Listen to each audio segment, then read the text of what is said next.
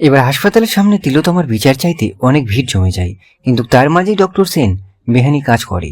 তো হ্যাঁ বন্ধুরা, এই তিলোতমার ধারাবাহিকে আমরা সকলেই দেখতে পেয়েছি নার্সিংহোমের সামনে এবার তিলোতমার বিচার চাইতে অনেক লোকের ভিড় জমে যায়। তার মাঝেই ডক্টর সেন 2 নম্বরই কাজ করে। এইদিকে বাড়ির বউয়ের শাড়ি ল্যাবে পাঠিয়ে দেয় চেক করার জন্য, সত্যিই কিনা যাচাই করতে।